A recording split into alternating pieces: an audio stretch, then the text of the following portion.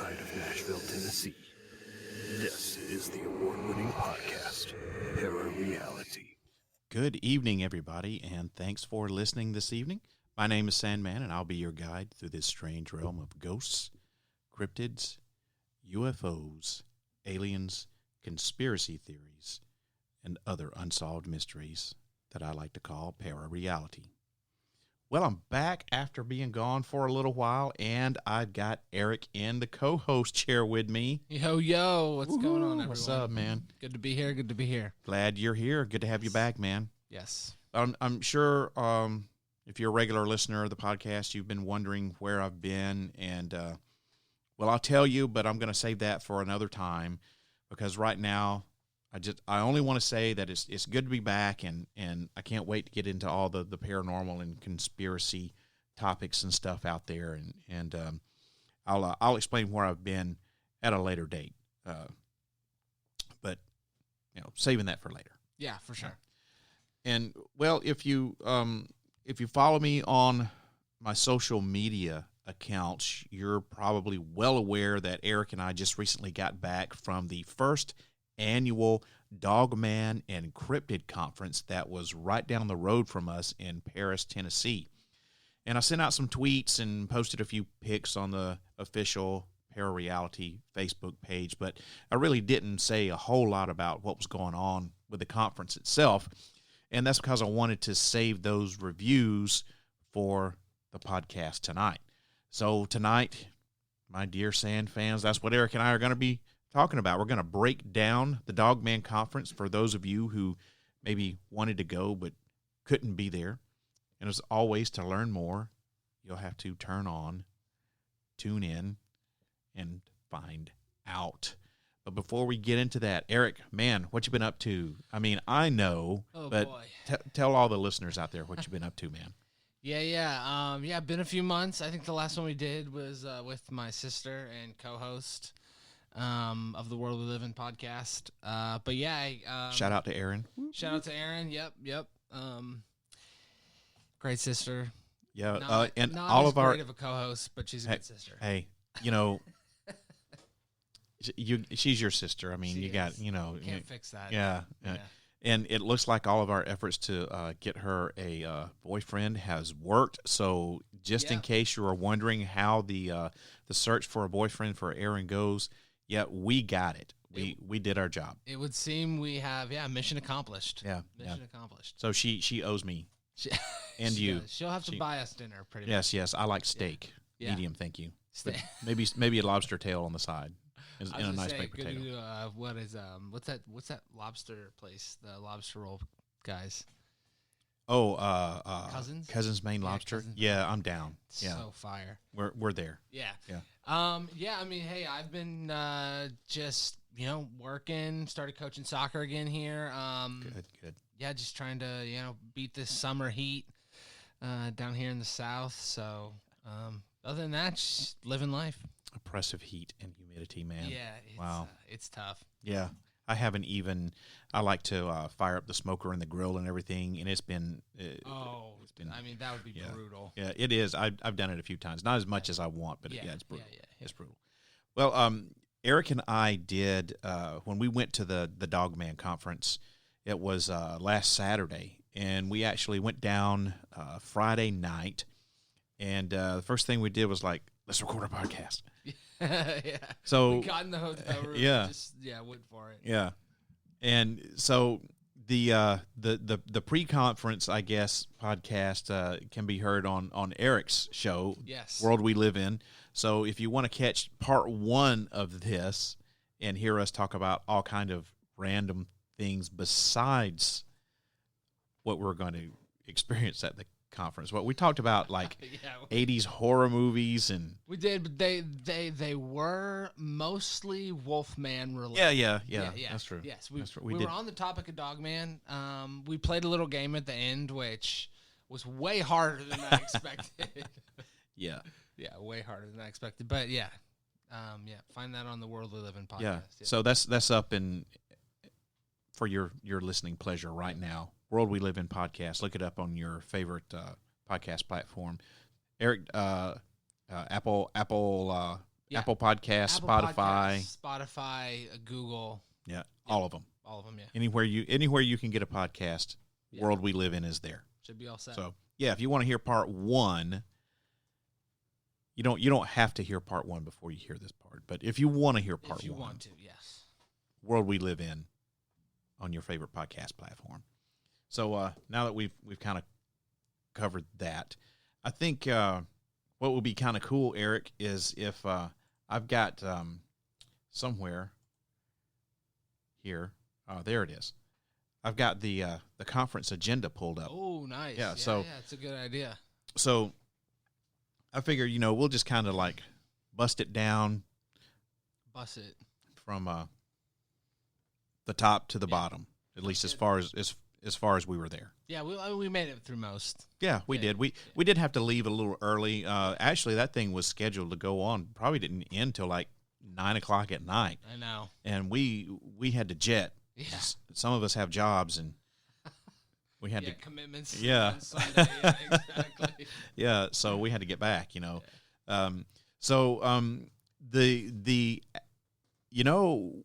when we were talking about it in the hotel room, mm-hmm.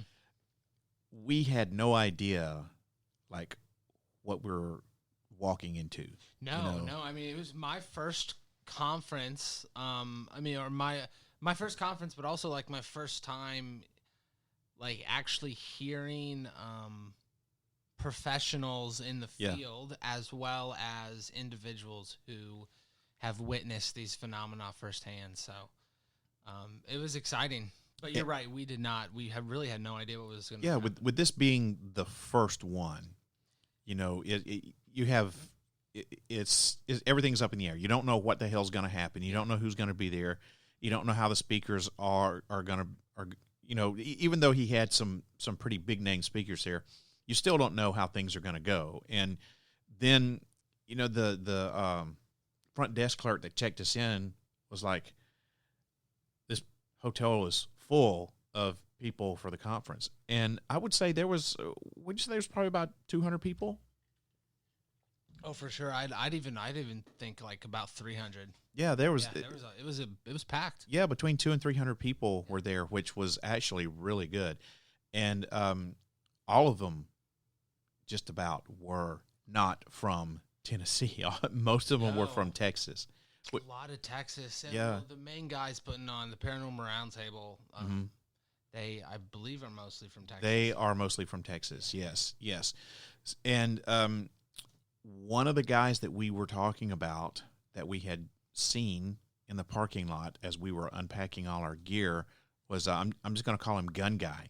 Yeah, that sounds good to me because that's pretty much what he was. Yeah. So we were unpacking our gear, and there's this dude that walks out of the hotel dressed all in black, and he had 2 shoulder holsters with, like, he was strapping 9s or maybe even 45s one under each armpit. And I think, I'm not sure, I didn't get a really good look, but I think he had a knife and or maybe another gun on his belt. I'm not sure. It was something that was bulky, like it could have been a gun. Dude was strapped. He was strapping, man. Yeah. He was prepared for anything. Like if Dogman showed up at the conference, he was killing it. You need one of those in something like that. But we didn't know if this dude was like, is he going to the conference or what? And I made the comment, it was like, he looks like someone that would be attending this conference. And I will be damned if he didn't show up strapping with a gun. Yes. There were like 2 dudes there. I don't think either one of them had anything to do with each other, but they were both dressed all in black and both strapped with guns. One dude had handcuffs. Yeah. And one of the North American Dogman Project guys was like dressed in like fatigues. Yeah, and his NADP uniform. Mm-hmm. And honestly, look, I appreciate that. If you're a part of that organization, like, I mean, your job is to get out in the field and go for it. So I feel that. Well, I guess that was the field uniform. You got to wear your uniform. But what I didn't understand was there was a dude who was also dressed all in black. That was, I guess, security for the event that had like the wand yeah. metal detector. He's like scanning everybody with the metal detector and like kind of patting everyone down. Why? Because there's two dudes that are strapped in there. I know, Well, I mean, they weren't. They weren't concealed. No, and they weren't security. Yeah, and they weren't security either. But they weren't hiding the fact that they had these weapons. So if you're going to let two dudes who are obviously strapped with weapons walk in there, why are you scanning me down with a metal detector and patting me down? What the hell difference does it make? I agree. But I did feel safe. Oh, yeah. No, I definitely I didn't feel safe. that those dudes were going to like go postal, as they say, Exactly. you know. But a bit of a contradiction there. Yeah. If someone were to come in and try to cause trouble, one of those two dudes would have shot him. I feel pretty damn sure. I would run for the door. Yeah. Along with everyone else, and they'd take the guy down for sure. Yeah. But so we had people like that all the way to like very like professional looking people there, you know. So it ran the gambit, and that's really one of the things that you got to keep in mind when you go to these conventions is you have, like, I don't know how to say it without being offensive or anything, but you've got, like, the normal people like us. Yeah.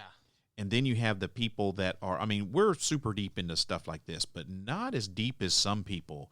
There are some people that are there that are just, they're in it to win it, you know? Yes. And those are the people that go out in the woods looking for, you know, the aliens or for the dogmen or the werewolves, or they're, you know, on the weekends, they're, you know, ghost hunting with their club and stuff. You know, they're deep into it. So you've got, you know, your normal people like us, and you've got the normal, as I use my air quotes, convention goers who are deep into it. And then you've got the people who like, I'm just here just to see what this is all about, you know? Yes, very true. I don't think I'll ever be one of those people that are in the woods looking for Dogman or Sasquatch. Just not my thing. Yeah, Not my thing. I would go if I were invited. If someone were to send me an email or call me up and say, "Hey, man, there's been a Dogman sighting. Here's the location. We're getting up a crew. We're going out to investigate these things. Do you want to go?" I'm like, "Yeah, I'm in." Yes, I agree with you with that 100%. Yeah, if someone knows what they're doing and they invite me, I'm down. Yeah. I will never set up my own expedition. Never say never, my friend, because one day, next year, it'll be the world we live in, Dogman Expedition. Dogman Expedition on the Discovery First Channel. annual, yeah. So one of the things that impressed me about this was Ken Gerhard was the MC for this thing. He was the guy that like gave the keynote ceremony, you know, and that when you've got someone who has the credentials of a Ken Gerhard, you know, that is pretty impressive. And for this to be like the first one, and for them to score the names that they scored, I mean, they had, you know, Ken Gerhard, Nick Redfern, who I'm a big fan of, Lyle Blackburn, you know, those are three big names in the field of cryptozoology, you know, especially Ken Gerhard. Yeah, you're so right. They were able to pull some really big names, and I've not listened to Paranormal Round Table, to be honest. Neither have I. It's interesting. Their Twitter account is like not up to date, which I thought was interesting, but that's not obviously not a reflection of their whole show. Yeah. But Twitter is one of my first go-tos when I, you know, like want to see the up-to-dates of a podcast. I think they're more like YouTube and Facebook. I think they're it's very where active they're on YouTube. Yeah. But yeah, good names, big names. Majority of presentations were very good, and I'm sure we'll get into that here in a second. Yeah, so like I said, Ken Gerhard gave the opening remarks, and then the first guy was someone who I'm not familiar with. His name's Ron Murphy. Yeah, unfamiliar with him as well. And his topic was Dogman in Native Cultures of Kentucky and Tennessee, which was very informative. Very informative. I really enjoyed that one a lot. Yeah, I did too, especially not knowing anything about this guy, or what his credentials were. And I don't think that I ever really, if they told his credentials, I didn't write them down. Yeah, I think he just kind of hopped into it, from what I remember. Yeah. But the whole reason for this conference being in Paris, Tennessee, if you remember, we said that the Paranormal Round Table guys are from Texas, and just about everyone that was there at the conference, it seemed like, was from Texas. So why are dudes from Texas having a Dogman convention in Paris, Tennessee? Well, that was kind of explained to us by Mr. Murphy in his opening lecture, was that there's an area right around the Tennessee-Kentucky border that they call the LBL, the Land Between the Lakes. And in this area is supposedly at least one, possibly more, dogmen. Yeah. And the PRT guys, Paranormal Round Table, we'll just say PRT for short, the PRT guys are really into Dogman, and they are like super into Dogman in the LBL, as they call it. Yeah. And that was why they chose Paris, Tennessee, because it was literally right down the road from the Land Between the Lakes. Yeah. We drove through it. Twice. Drove through the LBL twice, yeah. Yeah. And it was very eye-opening to learn that there's a place that's an hour and a half or 2 hours from here that has the legend and the lore of this Dogman, that I've never really heard about. And apparently, we're not the only people that's never heard about this thing. Apparently, it's just now starting to like gain momentum, even though there's been a Dogman reported around there for at least 20-something years or more. Yeah, easily. Yeah. Ron Murphy. Yeah. Is that right? Yeah. I keep wanting to say Ron. I don't know why. I want to say Ron Howard. I don't know why. No. Different guy. Yeah, different guy. He will direct the movie about the LBL. Yeah, exactly. Yeah, Ron Murphy, really enjoyed his presentation. It was very informative. I love history, and ever since I was in high school, I love learning about Native American cultures and their traditions. Always been fascinating. And he talks about the rituals, talking about how like Midwestern cultures, pre-Columbian, would bury their dead with like a wolf skull over their face. Yeah. And a wolf pelt like covering them, which is, I mean, I had no idea about that. And a lot of the sightings occur in or around areas where there were like burial mounds. Yeah, and then he even went into like stuff about like the berserker and like the Germanic folklore and all of that. So really fascinating historical perspective. And getting back to the Native American aspect with the burial mounds, I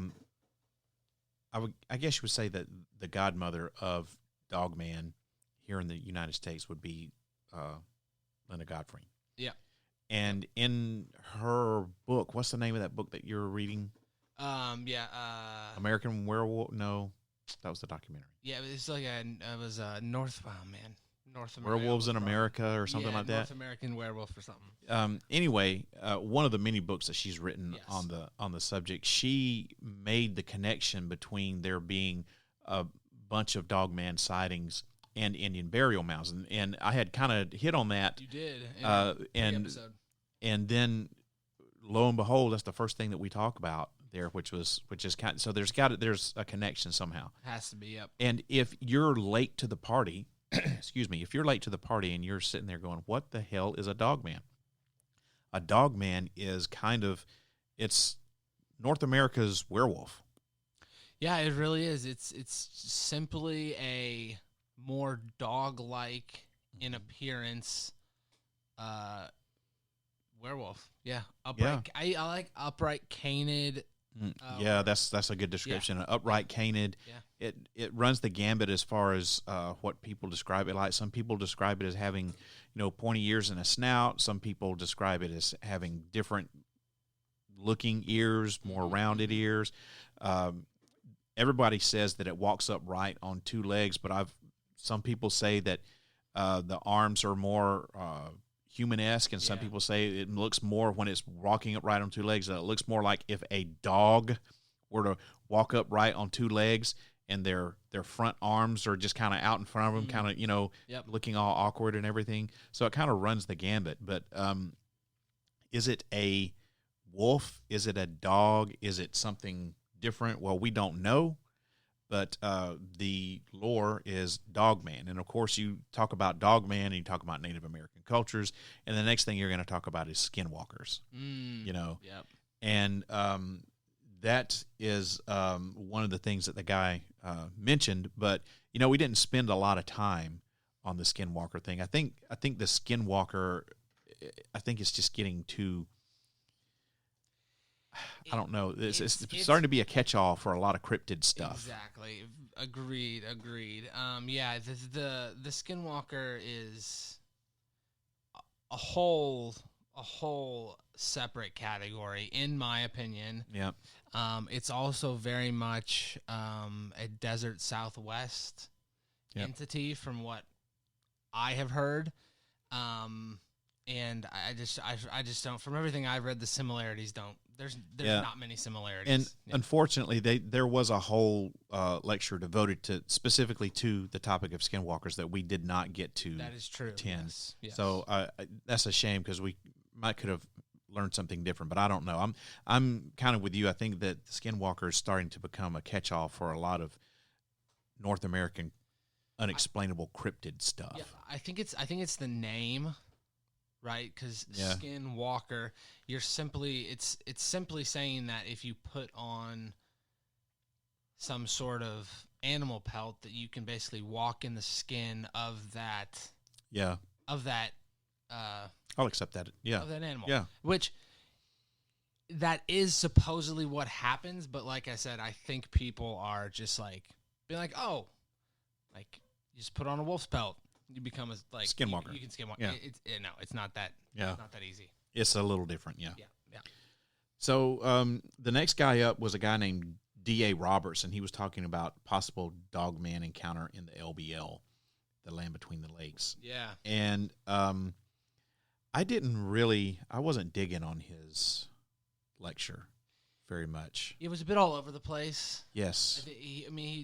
I think he was more up there just speaking. Which is fine. I mean, it's a good mix. He just didn't have a presentation, so it was a bit hard to follow. He's also a sci-fi author. Yeah, and I've not read his books, but I can't specifically remember his encounter though. Well, that's how forgettable it was. I mean, nothing knocking him. I mean, he was personable, and he talked a little bit about. It's not just sci-fi. It's like he writes books about, fictional stories about cryptids and stuff. That's right. Yeah, good clarification. So he wasn't plugging his books, but he was like, when I was going here to research this book, and I thought I saw I think I remember the Dogman or something like that. Yeah. So it wasn't anything very informative as far as I'm concerned. But he like I said, not knocking him. Just his encounter was the one where he was driving down in the LBL. He was driving down the road. Oh yeah, with that North American Dogman guy. I can't remember his name. Yeah. And then he turned. He thought That's he saw right. something. They were out looking. Yeah. They were out looking. And the Dogman was leaning up against a tree. Yeah. Yeah. And then they got both of them got out of the truck, and then the thing disappeared, and they went about 20 yards in the woods chasing it, and then realized, what the hell are we doing? And then got scared and beat feet and got out of there. Exactly. Yeah, that was his big story. Yep. Yeah. And it literally took about all that long to tell the story. If you just take all the extra stuff out of there, compared to the other firsthand encounters, that was tame. That was mincemeat. That was very, very tame. Yeah, that was very tame. And then we had a guy by the name of Josh Turner, who they brought up to talk about his personal encounter with a dogman. Mhm. Now, this was actually a two-parter because Josh got up and he was just really just all over the place with everything. It was. And Josh basically set up the whole conference. Yeah, Yeah. he did. He's the head of Paranormal Round Table, from what I could gather. Yeah, he's the main host. main guy, yeah, yeah. he's the main host. But he was kind of like all over the place. And man, he started talking about reptilians and and crazy yeah, stuff. all kind I of was crazy like, stuff. wow. And I just don't. He started losing me Yeah. there. Yeah. But the the star of the show really was it the guy that came up right after D.A. Roberts, the deputy sheriff, Correct. Yes. or did he come up after? Well, it was the guy that told his encounter from Kentucky. No. This guy, okay, he came up after lunch.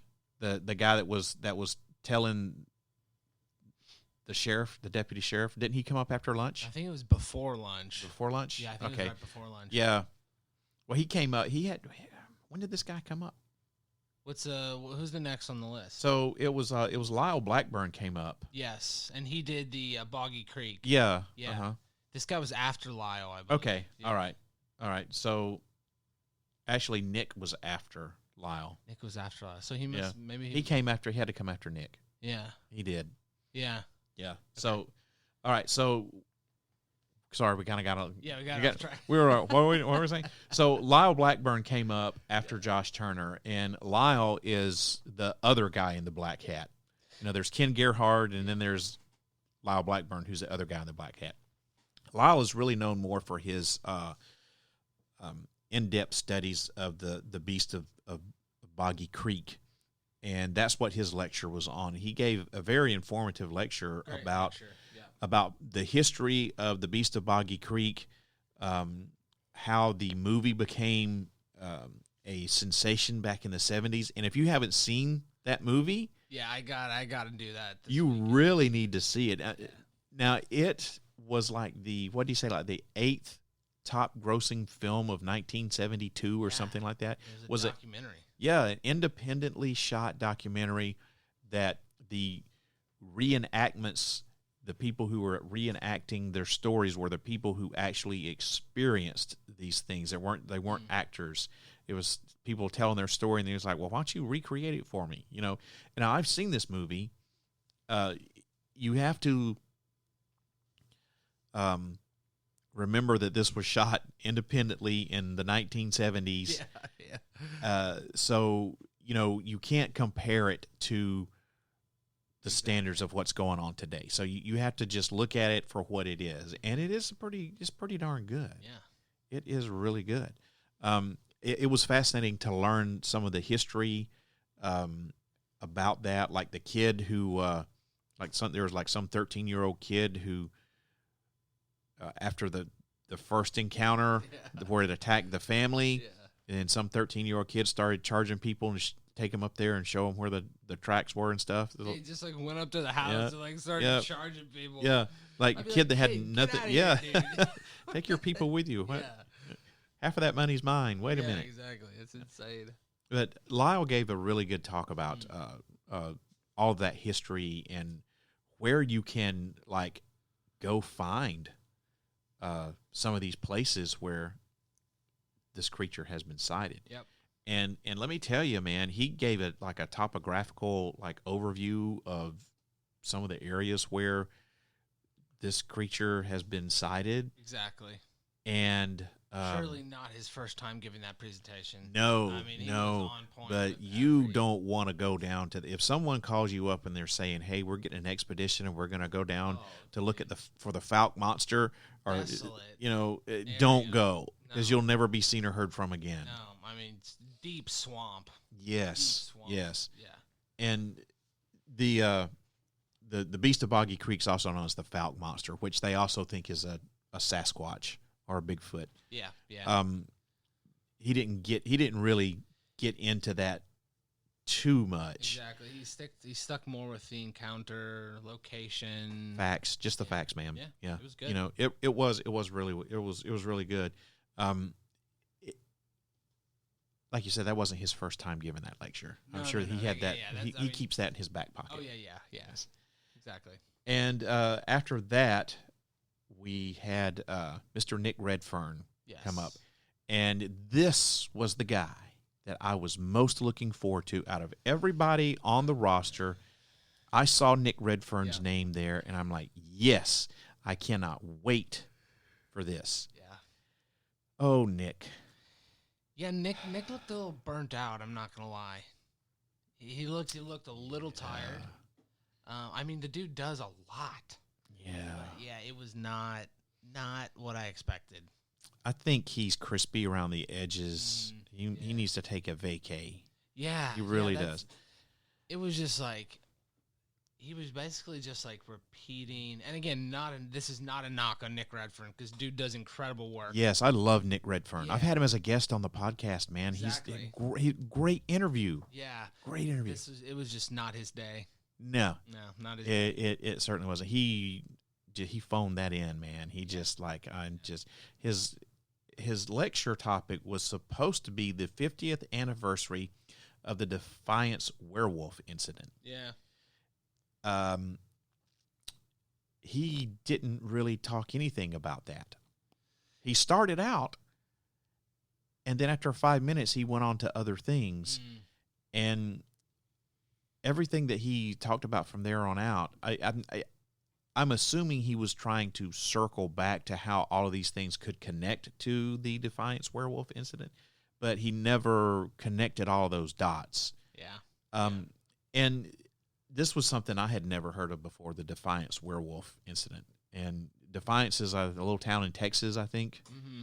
And supposedly a werewolf attacked some buildings or something in the town. That's as much as I got out of it. Yeah, it was. I think it was a little too long and just too much information. Like I said, he tried to connect all these dots that weren't making any connections whatsoever, and he failed miserably in that attempt. I don't know if like he just was like, I don't feel like this today, or if like he had like a big, like his computer took a shit and he was like, oh no, I lost all of my research information. Let me just wing it, you know? Yeah. I don't know. It was. I'm not sure either. It was kind of baffling to me. He looked tired. He looked tired. Yeah, we went up to his desk, and you got a book signed. Oh God. He spelled your name the wrong way. Spelled my name wrong, even if I. So I'm like, I didn't even tell him that he had been on the podcast, because we never actually met. We just talked over the phone a couple of times, and then I interviewed him. Yeah. So, and he's done so many interviews. If he went, I remember my little pissant podcast. Yeah, exactly. He's not going to remember this. He's not going to remember me. So I didn't even try to bring it up. But I'm like, Mr. Redfern, it's a great honor to meet you. I've read a whole bunch of your books. The very first book that I've ever read of yours is what made me a big fan. It's called 3 Men Seeking Monsters. And he had a little like picture of it sitting up on his head. He's like, oh yeah, wow, that's been a long time ago. I was like, yeah, that's the first book of yours I ever read, and it's what got me into you as an author. And I've got my book here. Can I get you to sign it for me? I'll pay you money for you to sign my book. And he's like, it did not register to him what I just said. He was just like, he was just looking at me like blank stare. Yeah. And that's what he said, was like, yeah. And I'm like, no, can I get my book and have you sign it? I've got it with me. And he's like, oh, yeah, go get it. So I went and I got it. And he's like, what's your name? I said, told him my name. This is how you spell it. He's like, okay, and proceeded to spell it wrong, murdered my name, and signed my book and everything. And I was offering to give him money, and he just wouldn't I don't think he ever, like, because I would have given the dude $5 or $10 Yeah. to sign my book, you know. I wasn't expecting him to do it for free because this is how he earns his living. And he just never got the fact that I was trying to give him some cash.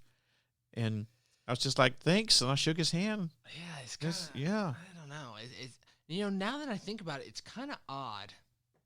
Like, it's kind of strange. That whole interaction was was really weird. very, very weird. And I mean, I'm not speculating or anything. I'm just saying just reflecting back on it. I know the dude, he goes into some very strange topics. Oh my like, God, very, dude. like, deep, and also like, topics that have affected real people in real life, like Men in Black and Women in Black. So, I mean, I don't know. Maybe he's just been too deep in it. I mean, it's entirely possible. That's what I'm saying. He needs a vacation. Yeah, exactly. Like, it does happen to people. Clear your mind, man. Go get some sound therapy or something. get your chakras cleared. You know. Yeah, exactly. I mean, and I'm with you. I'm not trying to diss Nick Redfern because I love Nick Redfern. Same here. I will read his stuff anytime I see Yes. The research that the man puts into his stuff is just phenomenal. He's a book writing machine. Yep. But you made a good point. Maybe he's just too deep into it. Yeah. Yeah. Maybe he needs to take 6 months, Nick. Yeah. Take 6 months. You'll be okay. Yeah. Because all your other books are still continuing to sell. You'll still make some money. I mean, the dude sold out his books at the conference. So. All of it. Yeah, all of his books gone. Yeah, they were like, oh yeah, Nick's already sold out his books. Yeah, they made a big announcement. Nick sold his books out. Yeah, exactly. So don't go looking for Nick's books; they're gone. Yeah. Okay. Yep. So after that was when we had this dude named Barton Nunley who came up. Barton Nunley, yeah. And he was supposed to be talking about the Spotsville monsters, which, once again, he really didn't talk too much about the Spotsville monsters. He never really made that connection to me. No, he didn't. He didn't blatantly say the Spotsville monsters. It was basically his encounter as a kid. Yeah. From what I gained. His family lived in this really, really small town. I looked it up on the map. It's like, I think it's like an unincorporated part. Like it's not even like a town. It's just like a group of houses or whatever. Yeah, and it was pretty intense. It was. I don't know. I can't verify that it actually happened, but for me though, the most important thing that this guy Nunley did was set up. His was literally, it should have been.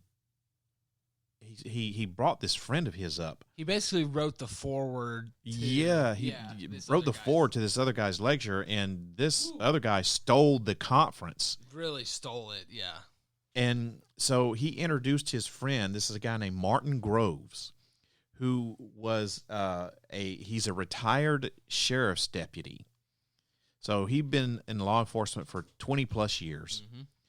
Mm-hmm. He had an incident in the 1990s where he was turkey hunting deep in the LBL with a friend, and they had the most creepy, if this story is to be believed, which I am inclined to believe this man's story because he was 100% credible. Yeah. The emotion that was coming off of this man, you could hear it in his voice, you could see it in his face. Yeah. This guy had an encounter with something. And it wasn't just one something, it was several somethings. Yep. And damn near died. Yeah. Easily could have been killed.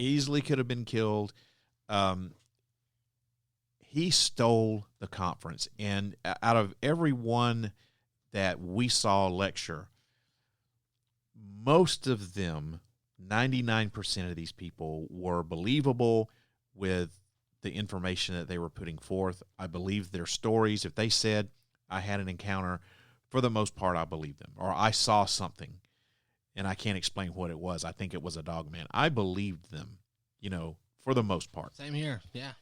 This guy just put everybody's encounter to shame. Yeah. I mean, they should have saved him. He shouldn't have been part of Nunley's little lecture topic. He should have had a segment all to his own, and they should have saved him for last. Yeah, I think what might have happened is he simply just didn't have the connection to PRT that the others. Maybe not. But I don't know. It's just what it seemed like because everyone else had a spot. Yeah. Or maybe I don't know. Maybe Barton just wanted to include him in his. Maybe so, because they seem to be friends with each other. Yeah. But yeah, this guy was hunting turkey deep in the LBL and was basically stalked. He and his buddy went their separate ways. One was hunting in one area, the other was hunting in the other area, and both of them were stalked by dogmen. And they meet back up at their campsite later on in the evening, and they had this just incredible encounter with multiple dogmen and Sasquatch and possibly two Sasquatches. Sasquatches. Yeah. I like Sasquatch better. I think Sasquatch wins. Yeah. That's plural of Sasquatch. Sasquatch. I just coined that term. If you use that term, you owe me money. I will find you. Trademark it. Yes, that's right. You pretty much summed it up. The only thing I would add is that this guy witnessed these metallic sounds. Yeah, I forgot about that. Yeah, that started while this dogman was tracking him, which are very common in UFO encounters and paranormal phenomena in general. So, it's either that or the smells, like the sulfuric type of smell. And that, I think that sold it for me when he was like, he started to hear this and like, obviously he could see that something was tracking him through the woods. Yeah. Then what sold it for me though, Eric, was when he was up there talking and he broke down. Yeah. And clearly had some trauma. Yeah. And he's made a vow. He's gonna, go back out there and try to find these things, Yeah. And wasn't it his friend, wasn't it Nunley who was like, I'm gonna go kill him, I'm pretty sure one of them said that. Yeah, one of them did. I think it was Nunley was, I believe, the guy that was like, I'm gonna go kill these things. They were very adamant that these things were not friendly, good. It's not that they were indifferent, that they were just creatures living in the woods. No, these guys were adamant that these creatures were of an evil presence. And that's something that I was going to touch on it towards the end, but since you brought it up, you made a very good point at the convention, is that there seems to be two different types of dogman sightings. There seems to be the innocuous, like I saw the dogman and it saw me and it got scared and it ran off, and that was basically about it. It scared the hell out of me and I scared the hell out of it. And then the other encounter is I saw this dogman and it came after me and it tried to kill me. Yeah. And that's kind of the dogman that they're talking about in the LBL. Exactly. Is that these things are dangerous. Yeah. And I believe it was the Barton Nunley guy who's like, I am hunting this thing down, or these things down, and I'm going to kill them. Yep. I made a promise to somebody, and I'm going to fulfill that promise. I'm going to go out and I'm going to kill it. Exactly. So that concerns me a little bit. But I mean, there are people who are out there actively hunting Sasquatch saying, I'm going to kill it. The only way to prove that it's real is to bring in a body. There was a short-lived, I think it only lasted one season TV show called Killing Sasquatch. And it was so scripted. It was just, it was horrible. Yeah, something's named that. I'm probably not watching. Yeah, the group that the show was focused on was a real Sasquatch group, and that's what they're out to do, is hunt and kill Sasquatch. But everything about the show was 100% scripted. It was horrible. It was that's tough. I don't even know why I watched it. Just to kill time, I think. I know, right? But so maybe they're gonna get a Hunting Dogman TV show out of this. I don't know. I have no idea. But yeah, so there's two different kinds of encounters. There's the I scared it scared me, and we both ran away, to the this thing is dangerous and it tried to eat me type deal, you know? Yeah. And the last guy that we listened to his lecture was what's his name? Jody Cook. And he was Jody talking Cook. about dogman activity in the LBL and across America. And he was the guy that was part of the North American Dogman Project, right? He's the director, I believe. And he had this quote unquote, you can't see me using my air quotes, but I'm using my air quotes, a video interview of the guy who had cancer, who was the fish and game person Fish and game consultant or whatever. in the state of Tennessee, and he was on his boat. I never could discern if he was actually working or if he was fishing, because he said he was fishing, but they were making it look like he was working, like he was, because he was supposed to, part of his job was to stock the rivers and the lakes with certain kinds of fish and stuff. Right, yeah, and he saw it. He was on his boat, and he saw two campers on a sandbar and saw the dog man out behind him and was trying to warn them, hey, there's something there. And then he saw it murder these people. Yeah. But he never said anything about it, never told anyone. And the reason he said he never told anyone was because he wanted to see if it was going to make the news, and if they would try to spin it, make it look like it was something different. That was his excuse for not telling the authorities. Yeah, it was a mix of that, and he didn't want to lose his job. Yeah. And it never showed, the video interview never showed this guy, it just showed his hands. Mm-hmm. And so the reason that he waited 20 years or however long it was before he came out and said what he said, made this basically deathbed confession, was because he had cancer and he was dying. He had nothing to lose. Yeah, he had like 2 weeks to live or something. Yeah. Out of everybody that we saw, that is the one I did not buy at all, not even a little bit. I did not buy that. Specifically that recording. Yes. That story I didn't buy. The whole thing sounded scripted. It did. It sounded a bit weird. The questions that the dude was asking, the answers that were given, all sounded scripted. Yeah. I don't know. I've tried to. I thought about this, not overly, but like just in passing, like while I'm not doing anything. My only guess is maybe like the North American Dogman Project has like a set of questions they always ask, and that's why it sounded scripted. Or they did have their field investigators manual out there for everyone to see. So I mean, and I didn't look through it. I didn't either. I just opened it up. Yeah. That's all I did. Yeah. So that's maybe why it sounded like that. Maybe it wasn't the whole video. I don't know. It wasn't long, but it wasn't short. Yeah. I don't know. But it wasn't very believable. No, it wasn't. And something about that, how people talk with their hands and everything. Yeah. And all you were seeing was an ashtray with a cigarette in it and this guy's hands. Right. Yeah. And the guy's hand movements did not jibe with his speech pattern.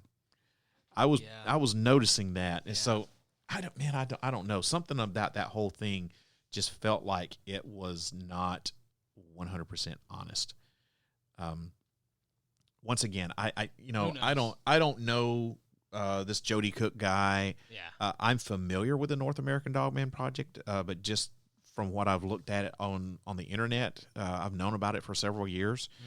Mm-hmm. But that's really about it. So I don't want anyone to go to the NADP and say Sandman and Eric from ParaReality are saying you guys are hoaxes and liars and stuff like that. No, that's not what I'm saying. I'm just saying I wasn't buying this. Yeah. I'm sorry. I just wasn't. Maybe there were some other people at the conference who felt differently, but I wasn't buying it. So that's kind of where we left off. There was like a lecture on skinwalkers and thunderbirds, one on skinwalkers, one on thunderbirds that we did not stick around for. And then the David Weatherly one. Yeah. Yeah. I would have liked to stay for that if it was a little earlier in the day, but dude, after I was drained, honestly. Especially after that big barbecued sandwich we had for lunch. that we overpaid for. Yeah, exactly. The thing about, I guess I should have probably told you about that, is that you think, oh, I'm just going to be sitting around, listening to lectures and stuff all day. That can be draining. It can be, yeah. It really can be. Yeah. So then they had a panel where they were supposed to, I guess, answer your Dogman questions or whatever. Yep. I would have liked to have gone to that.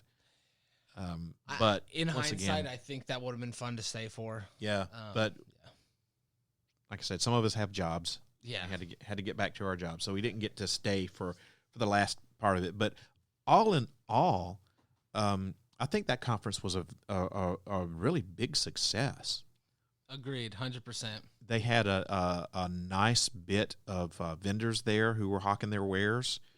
I thought their of course, the PRT guys had their, PRT merch and the Dogman Conference merch and everything, and I thought that was a little overpriced. Naturally. Yeah, but I thought, oh, man, I'm going to get me a first annual Dogman and Cryptid Conference T-shirt, to add to my 8 million other T-shirts that I have. Yeah. But, no, it was a little overpriced. I wasn't going to pay that. Yeah, I mean... It makes sense, people are like, oh, first time, I really should get a T-shirt. Yeah. Yeah. Commemorate the event. Exactly. But all in all, I think it was a very successful convention. I was convinced that there's a Dogman out there because there's just too many different stories from all across America from people who have no connections with each other, kind of like the Bigfoot deal, Yeah. But after attending that convention, I'm now more convinced than ever that there is such a thing as Dogman, and he is out there, especially in the LBL, which is right down the road. I know. I am 100% with you, and also, there are a good amount of missing people that have gone missing in the LBL. In the LBL, and, yeah. And no one really knows what happened to them. Very, very, very much missing 411 type phenomena. Would make a great documentary. It really would. In the David Pilates style. Yeah. Now there is a documentary out there called American Werewolves with an S that deals with the missing people in the LBL. Yeah. It's from Small Town Monsters.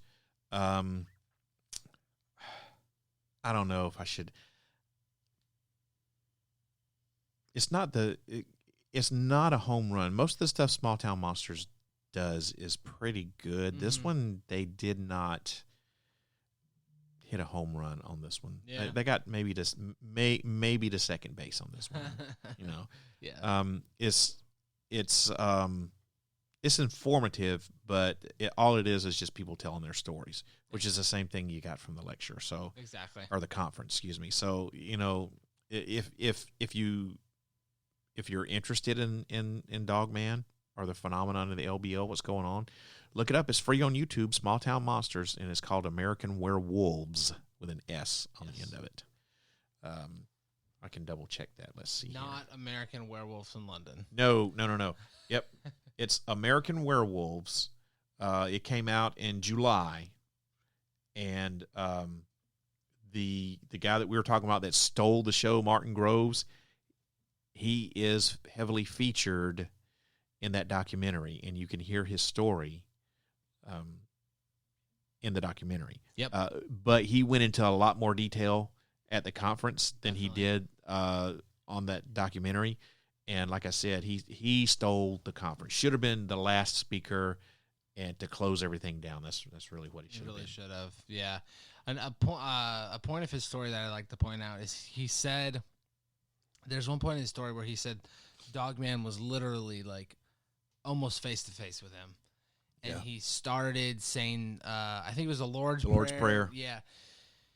And he said that he felt power over this entity, and that after he did that, the entity, or the upright canyon, whatever you want to call it, basically just like kind of back down. Fled. Yeah. Which is pretty nuts if his story is to be believed, that by saying some sort of Christian prayer that you somehow have dominion over these things. Yeah, and that's one of the things that Josh Turner had touched on, was that, could these things be some sort of demonic presence from some alternate reality or some other dimension, or whatever. Yeah. But a demonic entity was definitely, that question was definitely posed. Which if you've listened to this podcast before, you know that I'm not. Demons are everywhere in the paranormal field these days, and it's stupid. Yeah, not everything's a demon. No, exactly. And not everything. Well, I should say, I asked you when we went to check out of the room. I was like, these stories are great and these encounters are great, but I was like, what is the purpose of these things? And when we got back, Josh kind of just like jumped right and started talking about it. And I mean, maybe. He started talking about, like, he started giving parallels to, like, Anubis being like a dog-headed god, and, like, maybe these things are some leftover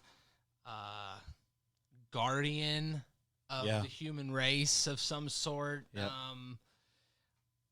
Don't really have any comment on that. I don't know enough about all that history to suggest that, but well, one of the things that was said was that he taught one of the areas that he got off on was the Anunnaki. Exactly. Yes, which yes. if you know about the Anunnaki, then you know about Zecharia Sitchin and all that, because he's the one that brought all this to light. So those people who follow Zecharia Sitchin's work are called Sitchinites, and I would be one of those people. Yeah. I've got, I think, probably just about all of his books. Yeah, I think you do. But one of the things that he was talking about, that Josh was talking about, was that these are left over, like, security from the Anunnaki, because the Anunnaki were giants and they lived a long time. And he is proposing the theory that when they created man, that they deliberately made us smaller than them, so we would be more easily controlled. And by the way, if you do try to get out of line, we have this Dogman over here, this big gigantic creature that will kill you and eat you. Yeah, that is literally what he said. Yeah. So he's which I don't know, to each his own. It's a theory. You're not going to be able to prove. It's a hypothesis, whatever. You're not going to be able to prove it, I don't think. But it's interesting. Nonetheless. Yeah. And I listened to a podcast before we went there, and this woman was very religious, and she was claiming that she thought that these dogmen, Sasquatch, whatever you want to call it, these hybrid entities were results of the Nephilim interbreeding with whatever. Yeah. And I remember you talking to me about that. Yeah. And, Nephilim from, like, Genesis 6 and that whole book, a book of Enoch, which somehow didn't make the Bible for only God knows why.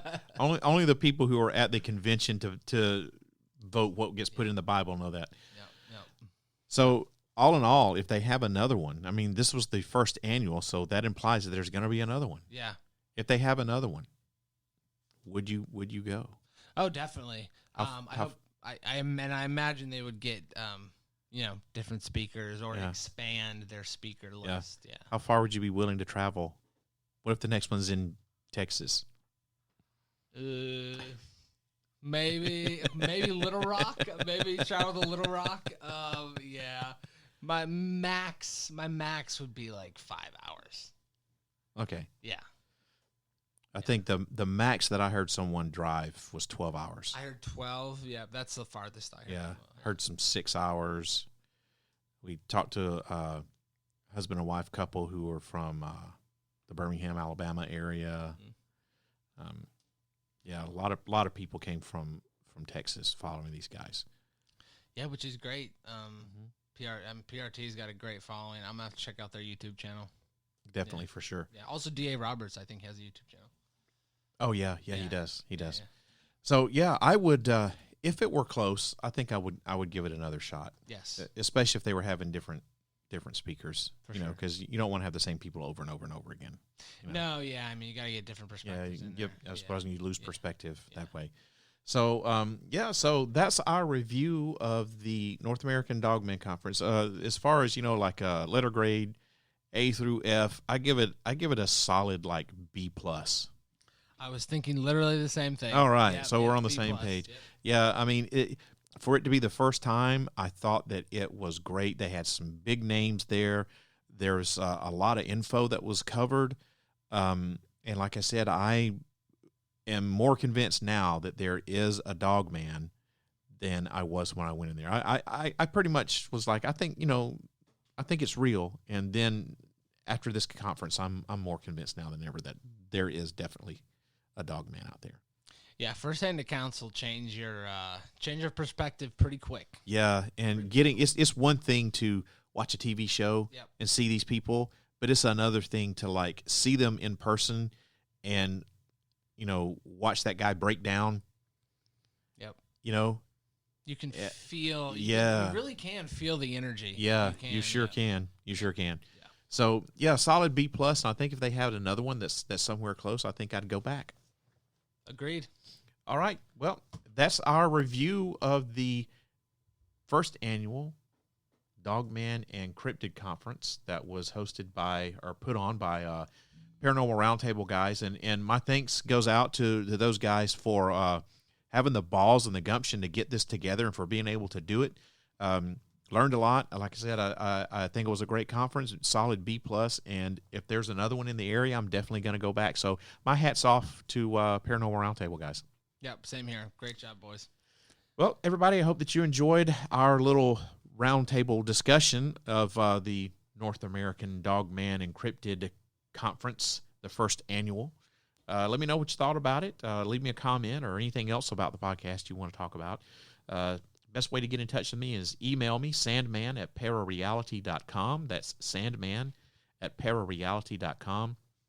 Or you can call and leave a message on the studio line that goes straight here, right into the secret bunker, 615-692-1170. That's 615-692-1170.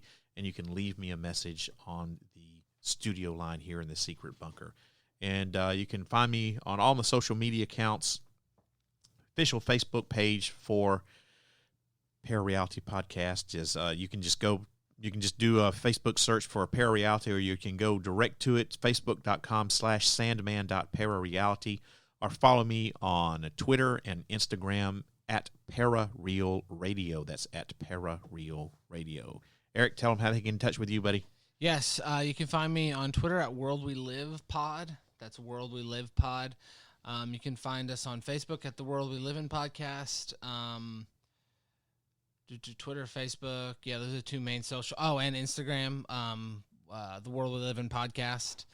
And then, Google Podcasts, Apple Podcasts, Spotify, all at the World We Live In Podcast. All right. Those are all the ways you can get in touch with Eric on World We Live In Podcast, all the ways you can hear him. You can also hear your favorite episode of ParaReality, not just this one, but all of them, wherever you get your podcasts from. And don't forget to visit ParaReality.com, where you can listen to all of the archives, shop in the ParaReality radio store.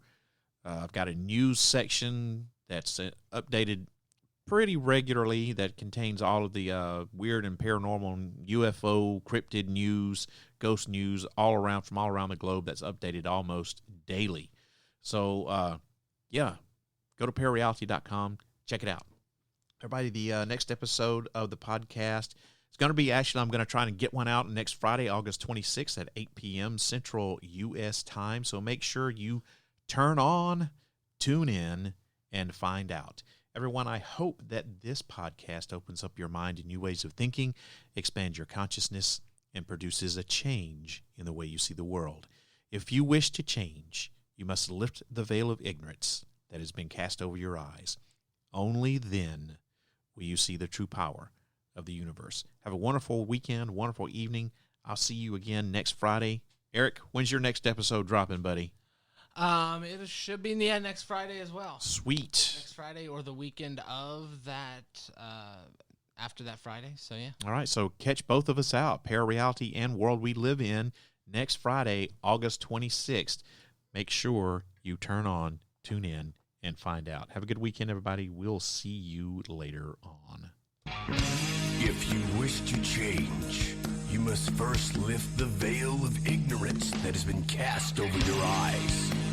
Only then will you see the true power of the universe.